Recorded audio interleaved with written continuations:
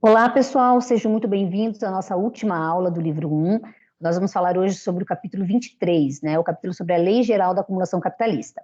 Esse capítulo, pessoal, eu já mencionei para vocês, ele faz parte da seção 7 do Capital, onde o Marx começa a analisar o fenômeno da acumulação de capital. Então, no capítulo 21 e 22, que nós já tratamos na aula 10, o Marx já tinha feito uma discussão introdutória sobre a questão da acumulação de capital.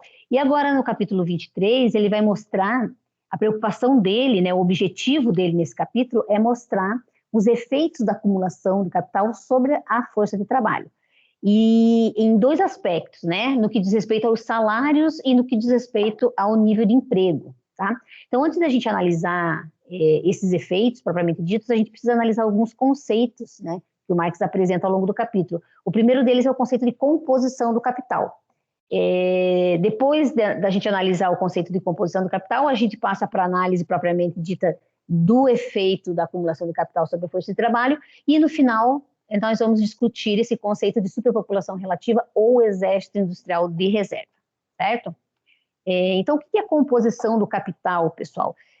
Nesse capítulo, né, no capítulo 23, o Marx apresenta de forma bem resumida esse conceito de composição do capital. É curioso que lá no livro 3, se eu não me engano, no capítulo sobre a lei tendencial da queda da taxa de lucro, o Marx retoma essa discussão e faz uma discussão mais prolongada. Tá? Então, nós vamos fazer uma discussão bem resumida aqui, do jeito que o Marx apresenta no capítulo, e vamos reservar lá para a aula do livro 3 uma discussão mais aprofundada sobre esse conceito. O que a gente precisa saber sobre a composição do capital? Lembra quando a gente estava discutindo a questão da reprodução, né?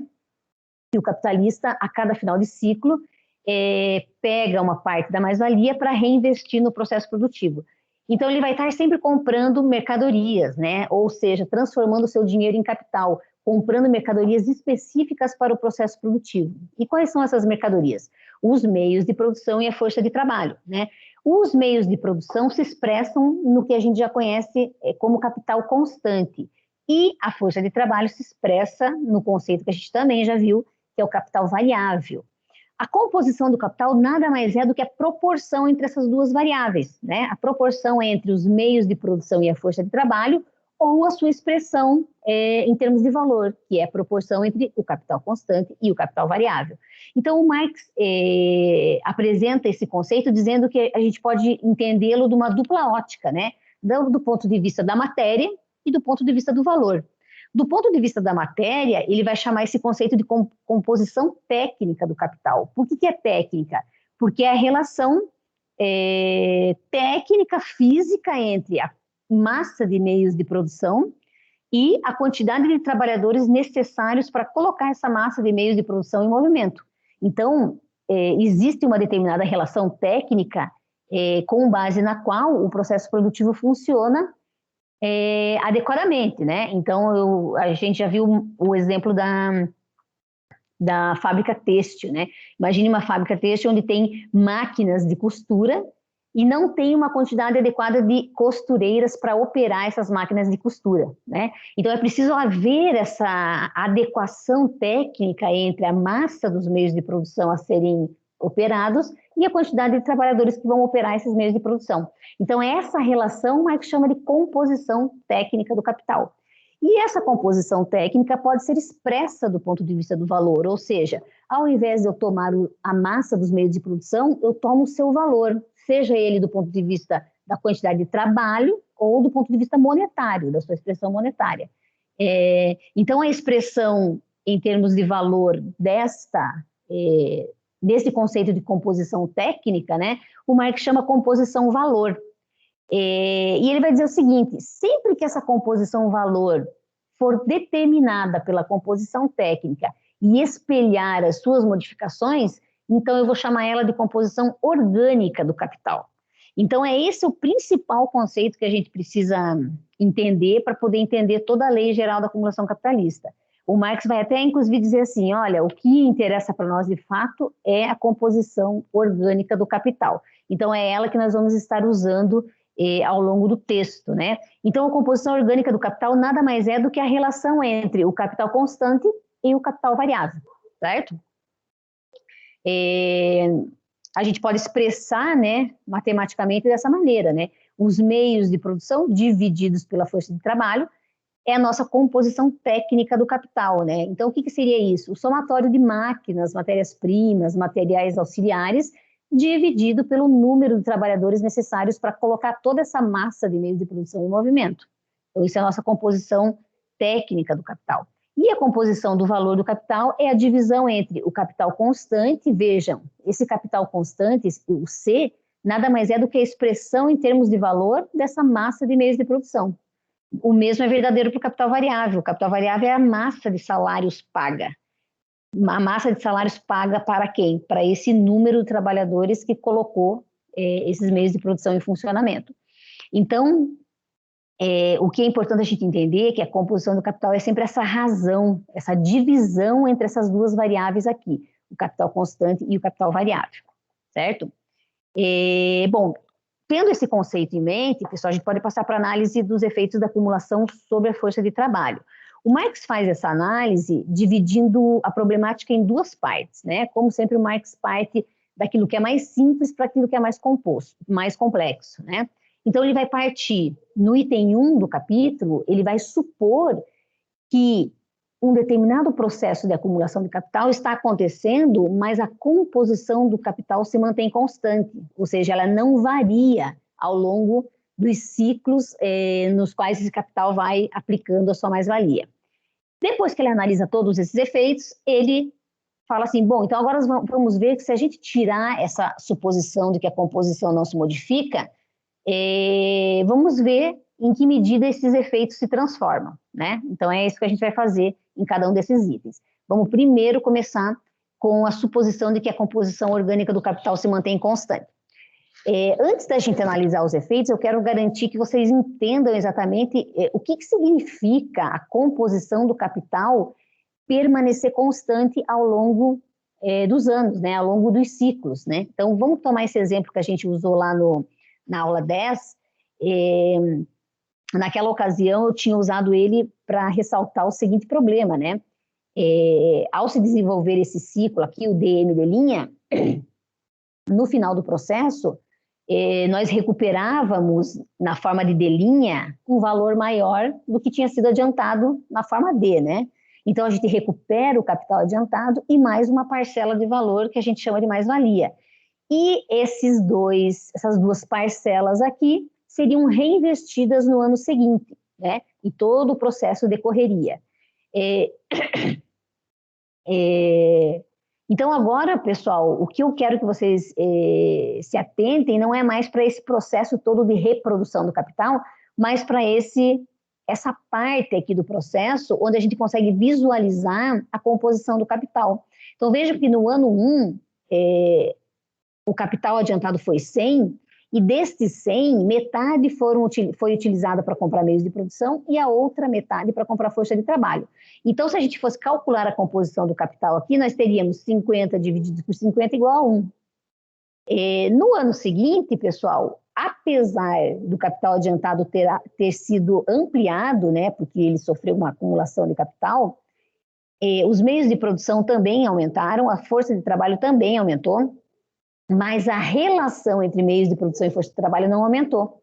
Então, no ano 2, a relação continua a mesma, é 75 divididos por 75, que é igual a 1. Então, vejam, é isso que significa dizer que a composição do capital se mantém constante ao longo do tempo. Essa divisão entre essas duas variáveis, ela não se modifica ao longo do tempo. O mesmo é verdadeiro para o ano 3, né? O ano 3 também acontece o mesmo fenômeno, a gente está mantendo sempre a composição do capital constante.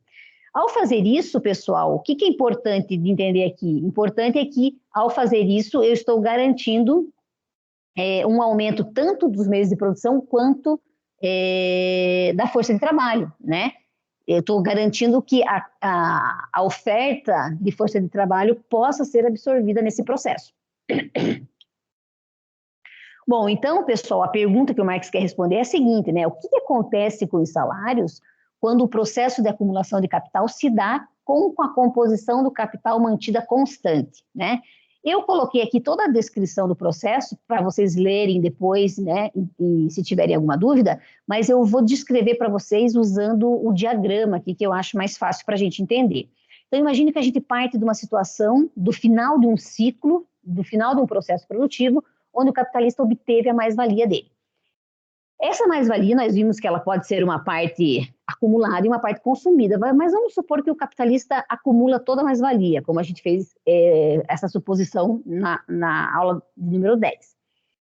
Então, o que o capitalista vai fazer? Vai pegar toda essa mais-valia e vai aumentar a acumulação. Significa dizer que vai pegar essa mais-valia e vai aplicar no período seguinte, de modo que o capital adiantado do período seguinte vai ser maior do que o período anterior.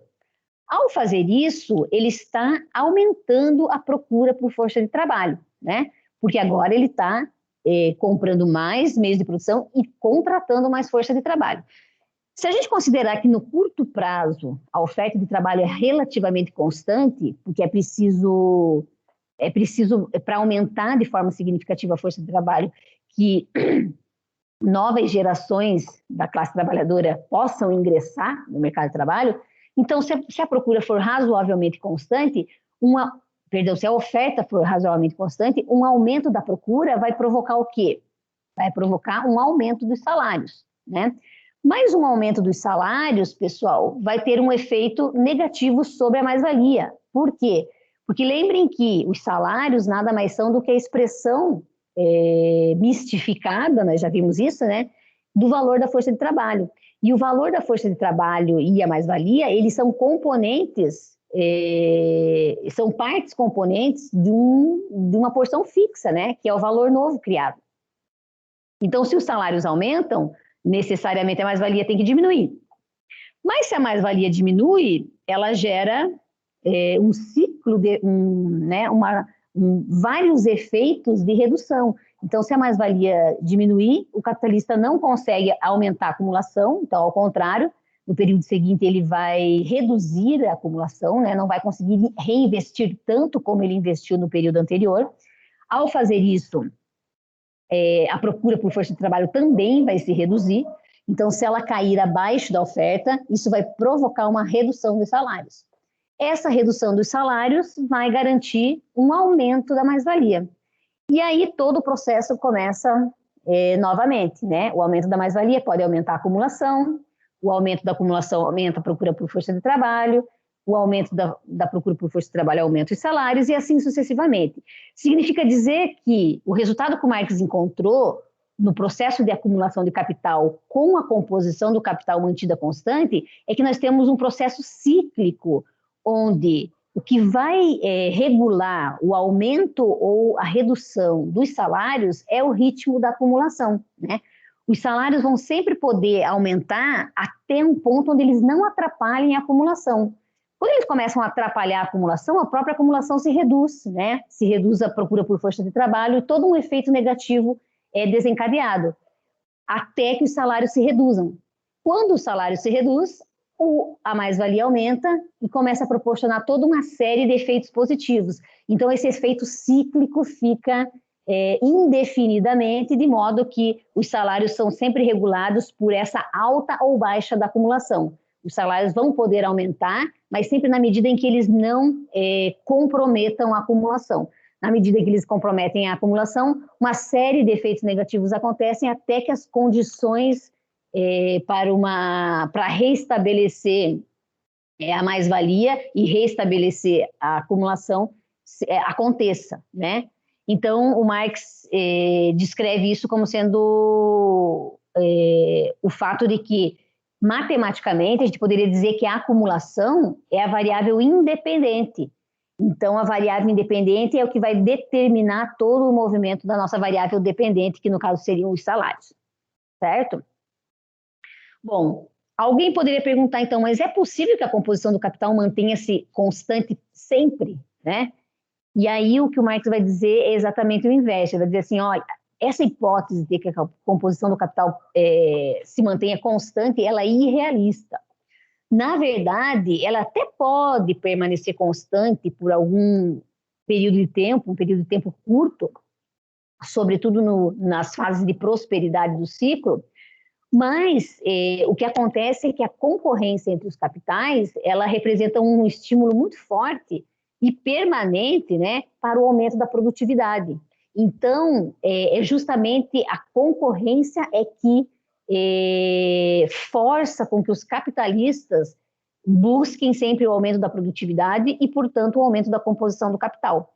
Então, a concorrência entre os capitais, nós vimos isso lá quando a gente falou sobre o capítulo 10, né, o capítulo sobre a mais-valia relativa. Nós vimos que o fenômeno da mais-valia relativa, ele existe justamente porque os capitalistas individuais buscam constantemente lucro extra, lucro extraordinário, mais-valia extraordinária. E eles fazem isso inovando seus processos produtivos. Ao inovarem, eles aumentam a composição do capital, né? Garantindo uma maior produtividade do processo produtivo. Então, pessoal, no item 2 do capítulo, o Marx vai retirar essa hipótese de que a composição do capital se mantém constante e vai dizer assim, vamos ver agora o que acontece sobre a força de trabalho se a composição do capital aumentar, né? Então, antes da gente chegar no efeito, vamos garantir que nós estamos entendendo o que significa um aumento da composição do capital. É importante a gente entender que a composição do capital ela pode aumentar mesmo aumentando o número de trabalhadores contratados, né? Então, são várias fontes que podem fazer a composição do capital aumentar. Então, por exemplo, no primeiro caso que eu coloquei, imaginem que há um aumento do capital constante e o capital variável permanece igual, né? Se eu estou aumentando a parte de cima da minha fração, estou mantendo a parte de baixo constante, o resultado todo aumenta, certo? Então, nesse caso, temos um aumento da composição do capital. É possível também a composição do capital aumentar se houver uma diminuição absoluta de V, mas o C permanecer constante. Então, como a parte de baixo está se reduzindo e a parte de cima está igual, todo esse resultado aqui aumenta, né?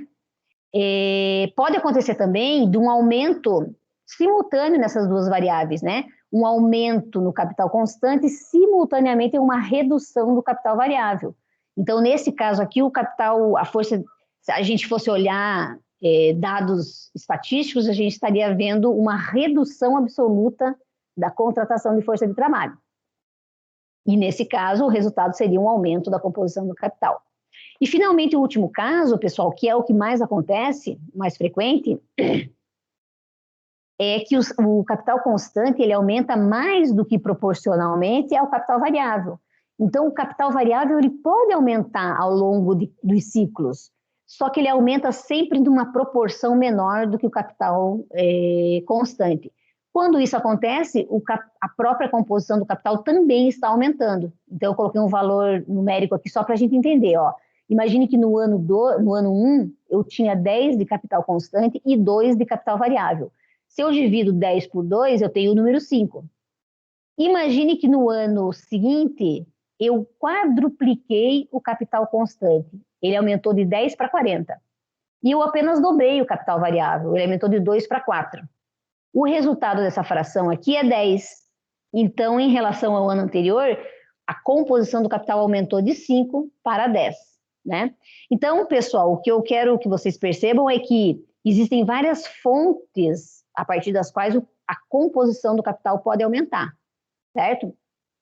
Então, isso pode acontecer a cada ciclo, a cada processo produtivo, a forma como o capitalista reinveste a mais-valia dele pode ser qualquer uma dessas daqui, e o resultado final é o aumento da composição do capital, certo? Então, o que o Marx está querendo responder é essa pergunta aqui, o que acontece com os salários durante o processo de acumulação de capital se a composição orgânica do capital aumentar? Então, o que vai acontecer? Aqui eu coloquei um exemplo numérico para vocês verificarem aquilo que eu falei. Então, imaginem que no ano 1, né, a composição do capital era 50 sobre 50, portanto, ela era igual a 1, e no ano 2 ela aumentou de 90 para 60, né? Então, vejam que a mais-valia aqui foi uma mais-valia de 50, dessa mais-valia, 40 foi dedicado para aumentar o capital constante e 10 para aumentar o capital variável, né? Então, isso representou aqui que o capital, os meios de produção aumentaram de 50 para 90 e a força de trabalho de 50 para 60. Significa dizer que 90 divididos por 60 dá 1,5, portanto, a composição do capital aumentou do ano 1 para o ano 2. E aumenta também do ano 2 para o ano 3, né? Aumenta para 2, né? Porque aqui a mais-valia foi 60, então eu vou ampliar os meios de produção de 90 para 140 e a força de trabalho de 60 para 70. Então eu vou obter uma composição do capital igual a 2. Então é isso daqui que significa a composição do capital aumentar ao longo do tempo. Bom, e o que acontece quando a composição do capital aumenta? O aumento da produtividade do trabalho, né? Então esse é o principal efeito do aumento da composição do capital, porque a composição do capital significa uma melhora do processo produtivo do ponto de vista técnico, né? Então isso representa um aumento da produtividade. Nós já vimos que o aumento da produtividade, decorrente sobretudo da implantação de novas máquinas, né, de máquinas mais produtivas, elas geram a mais-valia pela via relativa, né? Então, a vantagem para o capitalista do aumento da produtividade é a mais-valia pela via relativa, seja ela extra ou a mais-valia da classe capitalista, relativa da classe capitalista. Mas para a força de trabalho, qual que é o efeito? O efeito para a força de trabalho é tornar parte da força de trabalho supérflua, ou seja, parte da força de trabalho a cada ciclo se torna desnecessária. Por quê? Porque a cada ciclo, né, o capital constante aumenta mais do que proporcionalmente ao capital variável, ou em alguns casos ele pode inclusive aumentar de forma absoluta e o capital variável diminuir de forma absoluta, né? Então isso representa a substituição de trabalhadores por máquinas, né? Então os trabalhadores vão sendo substituídos, vão se tornando desnecessários em relação às necessidades de valorização do capital. Na medida em que, a cada ciclo, uma parte dos trabalhadores vai se tornando desnecessária, vai se tornando supérflua, esses trabalhadores desnecessários, supérfluos, eles vão formando uma massa de trabalhadores disponíveis para o capital, para quando o capital quiser contratá-los, né? Isso vai formando o que o Marx chama de um exército industrial de reserva, ou uma superpopulação relativa. Então, é uma superpopulação relativa, relativa por quê? Porque é em relação às necessidades de acumulação do capital. Então, é precisamente esse efeito, né, esse efeito de produzir um exército industrial de reserva, que torna o resultado da análise diferente daquele inicial que a gente analisou quando a composição não se modificava, né? Nesse caso, os salários não vão mais ser regulados pelo nível da acumulação. Agora eles vão ser regulados pelo exército industrial de reserva. Lembra que nós discutimos na aula sobre os salários, né? Que os salários podem se desprender do valor da força de trabalho a depender das condições de oferta e demanda por força de trabalho, né? Então, se há uma oferta de força de trabalho muito maior do que a demanda, os salários pagos vão ser bem menores do que o valor da força de trabalho. Então, é esse mecanismo de produção do Exército Industrial de Reserva que garante, né, que permite que os salários pagos sejam monetariamente abaixo, né, do que o valor da força de trabalho. Então, como conclusão preliminar, né, a gente pode dizer o seguinte, pessoal. Nos dois primeiros itens do capítulo, né, o Marx analisa a acumulação de capital sob a hipótese de que a composição não varia, né, não se modifica, se mantém constante. Então, o resultado que ele obtém é que os salários são determinados pelo ritmo da acumulação. Eles podem aumentar ou diminuir até o ponto em que eles não atrapalhem a acumulação. Retirando a hipótese de que a composição se mantenha constante, então, o resultado é outro, né? Causa dois efeitos sobre a força de trabalho. O primeiro é o desemprego, que nós vamos tratar aqui não da forma convencional, né, mas na forma do conceito de exército industrial de reserva, que engloba não só o desemprego que a gente conhece, né, calculado pelo IBGE, mas engloba também o subemprego, o emprego precarizado, né? Então, o primeiro efeito é essa parte do desemprego, do emprego precarizado, e esse desemprego, emprego precarizado, né, manifestados aí no Exército Industrial de Reserva, eles é o que vão ser os reguladores dos níveis de salário. Então, quanto maior for esse exército industrial de reserva, menores serão os salários, né? A relação entre exército industrial de reserva e salários vai ser sempre uma relação inversa, certo? Bom, então, chegamos num ponto, então, que a gente precisa entender um pouquinho melhor o que é o conceito de exército industrial de reserva. Então, vamos passar para essa análise.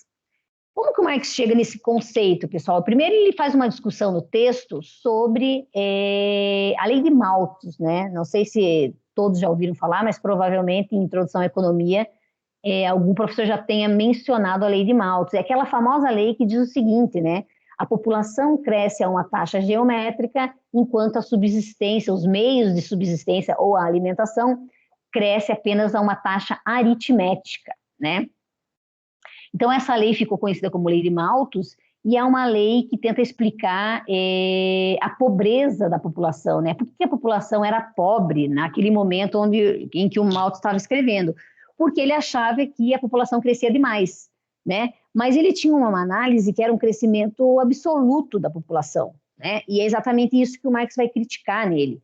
O Marx vai dizer que o problema do Malthus é que ele se mantinha com essa ideia de que o crescimento absoluto da população era o que originava o problema da pobreza, né?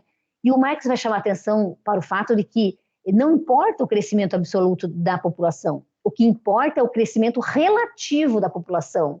Mas relativo a quê? Relativo à capacidade do capital absorver essa força de trabalho. Portanto, quando o Marx fala de superpopulação relativa, ele está se referindo a uma quantidade de trabalhadores que estão sobrando, mas eles estão sobrando em relação às necessidades de valorização do capital, né? Significa dizer que o capital transformou de tal modo o seu processo produtivo, né? Tornou ele de tal modo produtivo, com máquinas mais elaboradas, mais desenvolvidas, que cada vez mais uma parte da população não pode ser absorvida por esse capital. E vamos lembrar que a força de trabalho só tem uma única mercadoria para vender e sobreviver, que é a sua força de trabalho.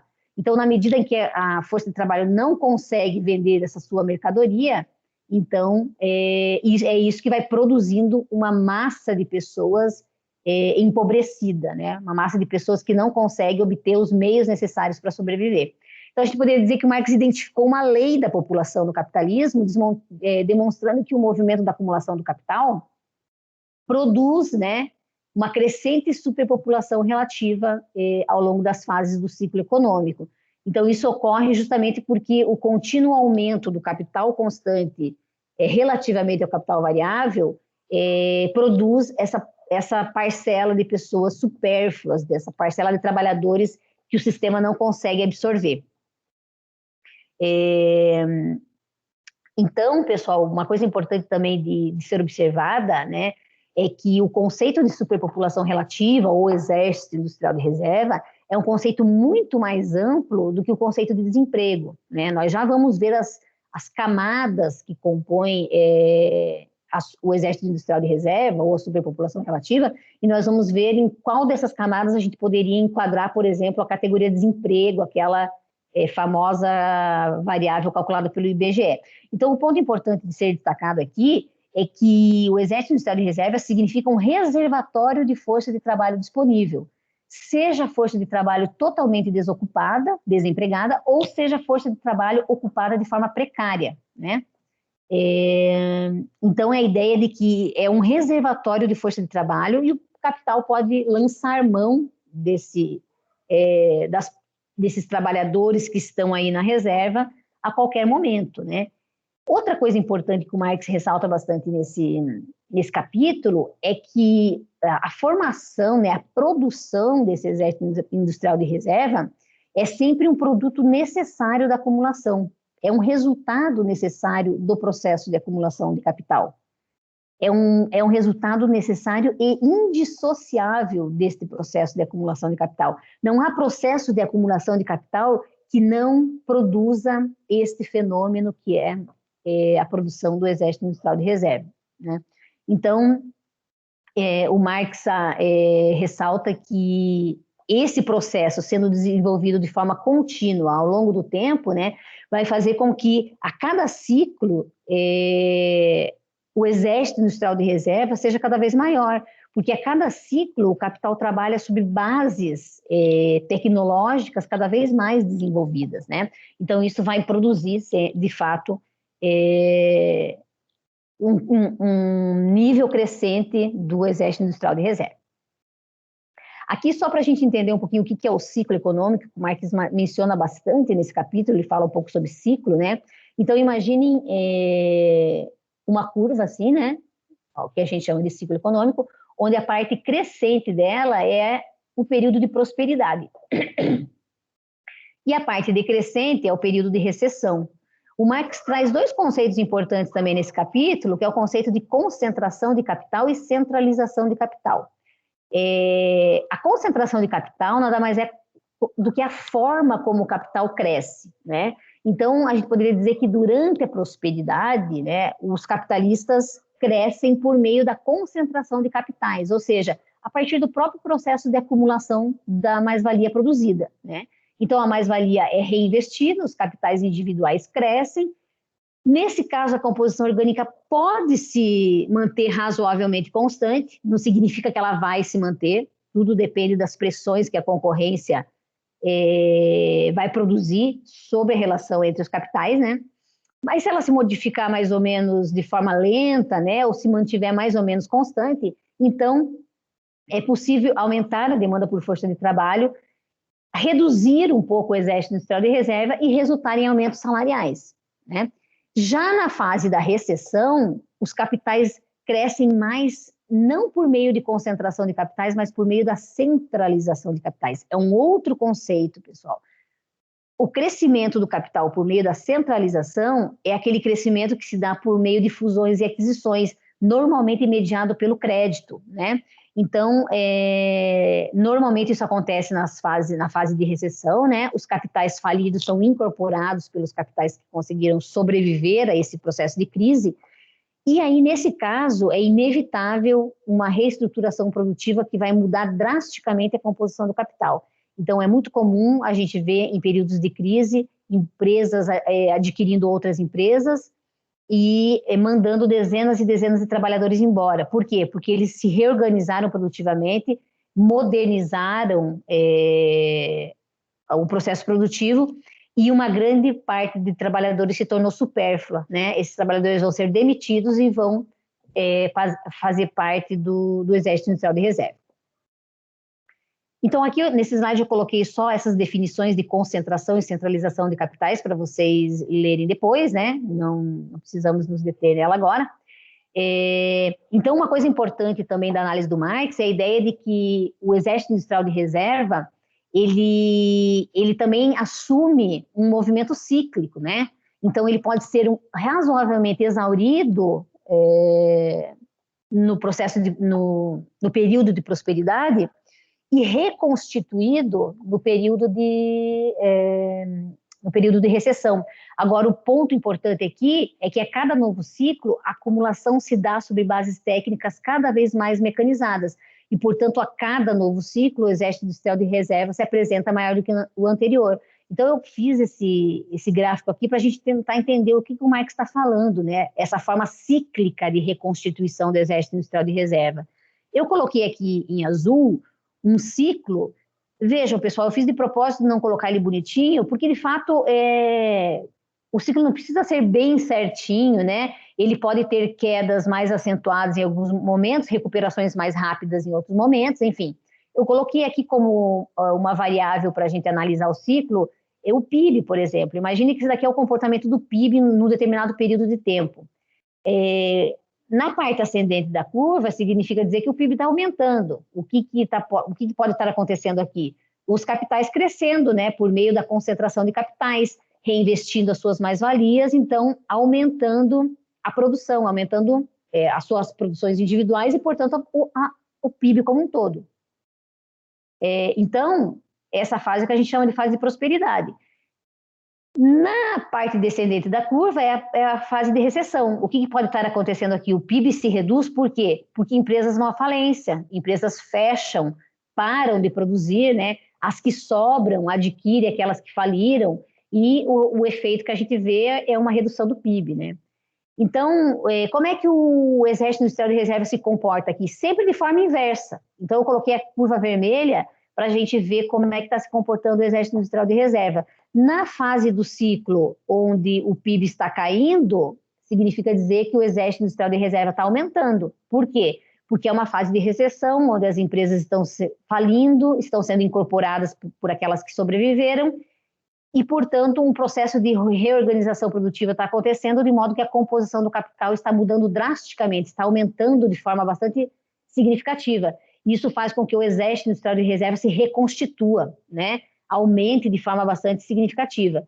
Nos períodos de prosperidade, né, que é a parte ascendente aqui da curva azul, o Exército Industrial de Reserva pode se reduzir, né? Na medida em que as empresas estão crescendo com uma composição razoavelmente constante, elas podem, em alguma medida, irem absorvendo um pouco mais de força de trabalho, de modo que o Exército Industrial de Reserva se reduz um pouco ao longo desse processo de prosperidade. Aí, quando vem a crise, começa tudo outra vez, né? Então, o movimento é cíclico em razão disso. E notem, o que o Marx está dizendo é o seguinte: a cada novo ciclo, então esse foi o primeiro pico do Exército Industrial de Reserva. Ele aumentou, chegou no seu nível mais alto, né? Num novo ciclo, ele atinge um nível mais alto ainda, e assim sucessivamente. Essa é a ideia do Marx de que, apesar de ele poder ser exaurido e reconstituído em ciclos menores, né, em períodos de tempo menores, ele tem uma tendência de longo prazo de aumentar, né? A tendência de longo prazo seria, de fato, um aumento do Exército Industrial de Reserva. Bom, quais são as partes componentes do Exército Industrial de Reserva? O Marx vai citar 4 partes, né? Ele vai falar que o Exército Industrial de Reserva pode assumir uma forma flutuante, uma forma latente, uma forma estagnada e a forma do pauperismo. O que é a forma flutuante, pessoal? Ele chama também de fluida, de líquida, né? A depender da tradução que vocês estiverem utilizando. A forma flutuante nada mais é do que ela se aproxima, é a que mais se aproxima daquilo que a gente conhece como desemprego, né? Então, o IBGE calcula lá o desemprego, que são as pessoas que procuraram emprego na última semana, e tem aquele outro conceito das pessoas que procuraram emprego no último mês. Mas, de qualquer maneira, a forma flutuante se aproximaria a essa variável calculada pelo IBGE. Então, eu estou dizendo aqui que são trabalhadores qualificados que podem ficar desempregados por curto períodos de tempo, porque o Marx diz assim: são ora repelidos, ora atraídos em quantidade maior, né? Então, são trabalhadores qualificados no sentido de que interessam para o capital em alguma medida, né? Eles sabem fazer alguma coisa que, num processo de recuperação do capitalismo, eles vão ser demandados, né? Então, essa é a forma flutuante do Exército Industrial de Reserva, equivale mais ou menos à nossa variável desemprego. A segunda forma é a forma latente, né? A forma latente são verdadeiros reservatórios de força de trabalho que estão ali disponíveis para o capital contratar quando ele tiver interesse. Então, por exemplo, trabalhadores rurais que migram para as cidades, né? Então, quando a mecanização chega no campo e modifica bastante a composição do capital ali, aqueles trabalhadores rurais deixam de ter ocupação no campo e vêm para as cidades. Então, eles se tornam um reservatório de força de trabalho que o capital industrial pode lançar mão. A mesma coisa acontece com mulheres ou homens, os chamados donos ou donas de casa, né? Eles podem ser donos ou donas de casa por algum período, mas se o capital recrutá-los de uma forma que eles achem interessante não se dedicar mais a essas atividades domésticas, eles vão poder fazer isso, né? Então, eles se constituem como esse reservatório que podem ser recrutados a qualquer momento. A mesma coisa os estudantes, né? Os estudantes são potenciais forças de trabalho a serem ocupadas pelo capital. A terceira forma que o Exército Industrial de Reserva assume é a forma estagnada. Aqui, pessoal, o Marx define como sendo a parte do exército de trabalhadores, né, que estão na ativa, mas com ocupação completamente irregular. e ela proporciona, assim, ao capital, um reservatório inesgotável de força de trabalho disponível. Isso daqui, pessoal, é particularmente importante para a análise que a gente pode fazer desse trabalho bastante recente, né, que a gente tem visto crescer muito, que é a relação dos trabalhadores com as plataformas digitais. Então, muitas pessoas chamam de uberização do trabalho, né? Então, aqui fica muito claro isso que o Marx fala sobre um reservatório inesgotável de força de trabalho.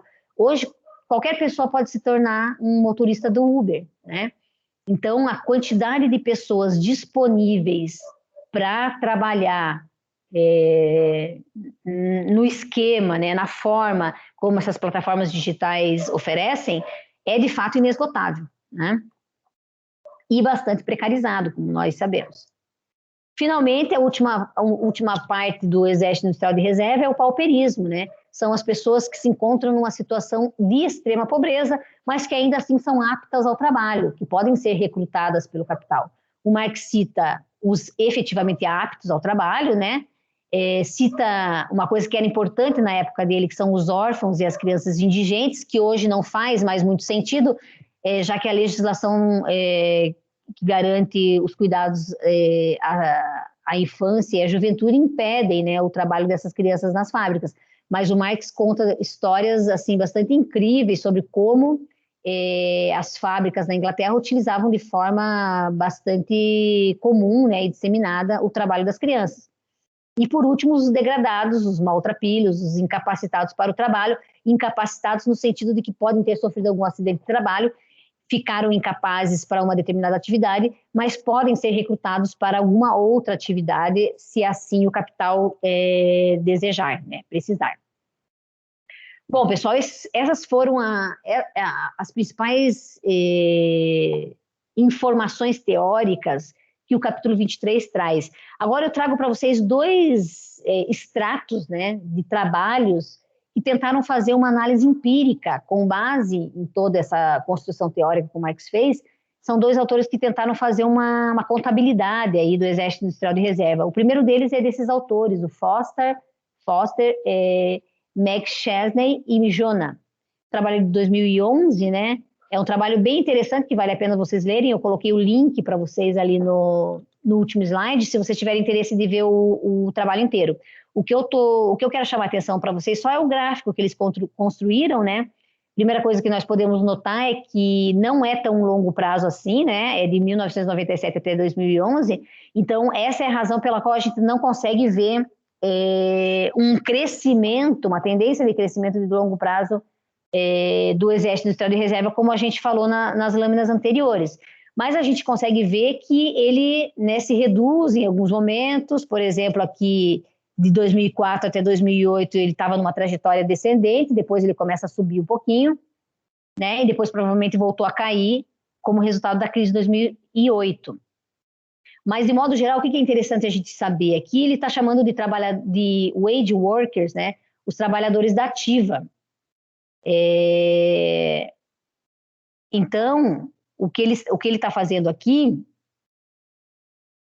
é exatamente a análise da parte da população da força de trabalho dedicada ao capital, né? Dedicada a parte da força de trabalho que vende, né, essa mercadoria força de trabalho ao capital. Então, são os trabalhadores assalariados, né, nós podemos dizer.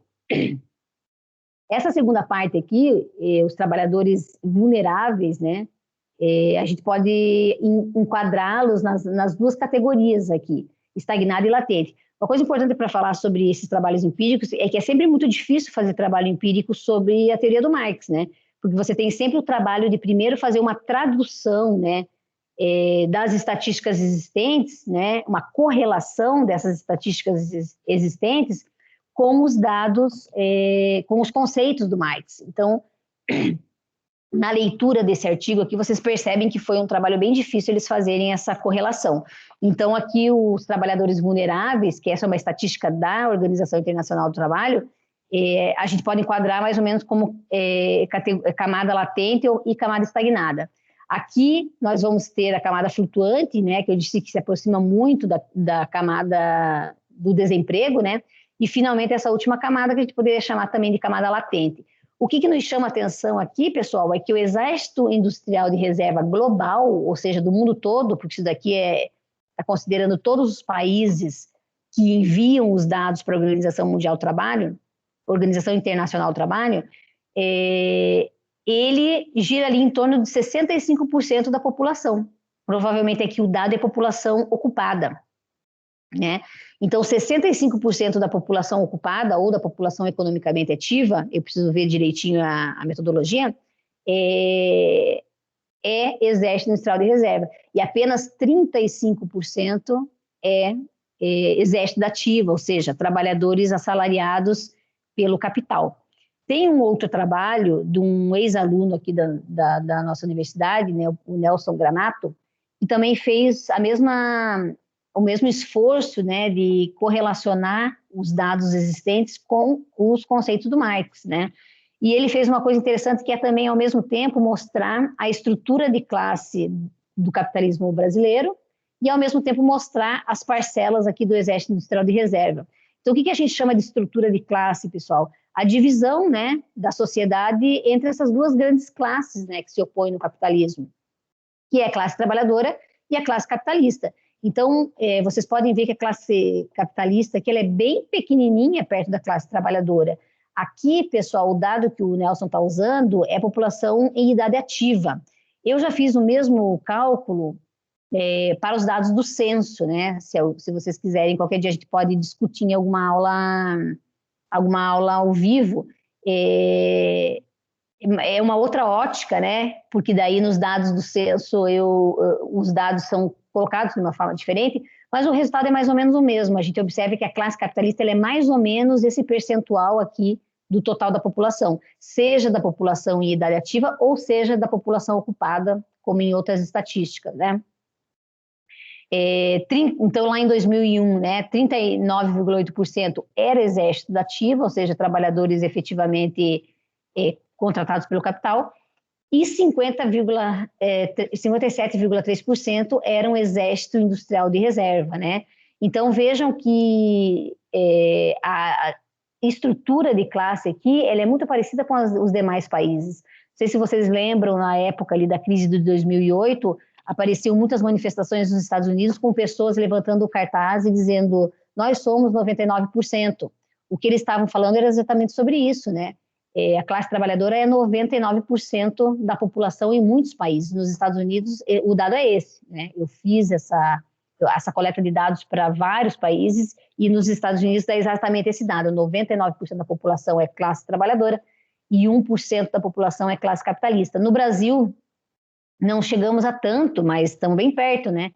97% aqui é classe trabalhadora, ainda que 57% seja parte do Exército Industrial de Reserva, ou seja, é classe trabalhadora desempregada ou subempregada, enquanto 39% é classe trabalhadora empregada, né? Então, essa é a ideia. Bom, pessoal, esses eram os dados que eu queria mostrar, só para a gente trazer algum dado empírico, né, sobre esses conceitos que o Marx apresenta, mas algumas conclusões que a gente pode tirar aí do capítulo da Lei Geral da Acumulação Capitalista. Então, o primeiro, pessoal, refere-se à própria lei, né? O que é, então, a Lei Geral da Acumulação Capitalista? A lei que o Marx está descrevendo aqui é esse resultado inevitável do processo de acumulação de capital que produz necessariamente um exército industrial de reserva, né? Uma superpopulação relativa que está sempre sobrando em relação às necessidades de valorização do capital.